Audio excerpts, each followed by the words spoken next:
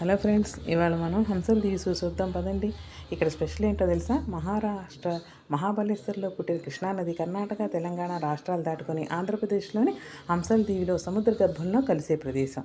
ముందుగా మనం అందరము హంసల దీవిలో స్వయంభూగా వెలిసిన శ్రీ వేణుగోపాల స్వామి ఆలయాన్ని దర్శించుకుందాం.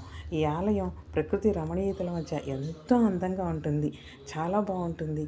చూసారా, పెద్ద పెద్ద ప్రదేశాలు, ఖాళీ స్థలాలతోటి చాలా అందంగా ఉంటుంది. ఇక్కడ గుడి చుట్టూతా కూడా గోడల మీద రకరకాల దేవత విగ్రహాలు, రకరకాల అనేక మంది గురువుల చిత్రపటాలతోటి నిండి ఉంటుందన్నమాట.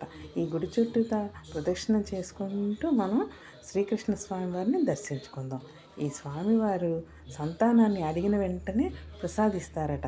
అందుకని ఈయనకి సంతాన వేణుగోపాల స్వామి అనే పేరు కూడా ఉన్నది. ఈ స్వామి స్వయంభూగా వెలిసినందువల్ల చాలా మహిమ కలది అని అందరూ ఎక్కువగా చెప్తూ ఉంటారన్నమాట.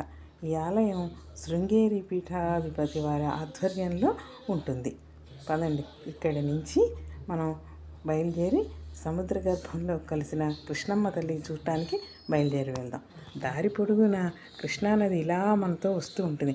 ఇదంతా అటవీ శాఖ వారి ఆధ్వర్యంలో ఉంటుంది. అందరిని చూస్తూ ఉంటే ఎంతో రమణీయంగా చాలా బాగుంటుంది. కానీ అక్కడ దాకా వెళ్ళిన తర్వాత అక్కడ పరిస్థితులు బాగలేనందువల్ల అధికారులు మమ్మల్ని సముద్ర ప్రదేశం, కృష్ణమ్మ కలిసే ప్రదేశానికి మమ్మల్ని వెళ్ళనివ్వదు. కాసేపు అక్కడే సముద్రం దగ్గర ఎంజాయ్ చేసి మళ్ళీ వెనుకకు తిరిగి బయలుదేరి వచ్చేసాము మేమందరం.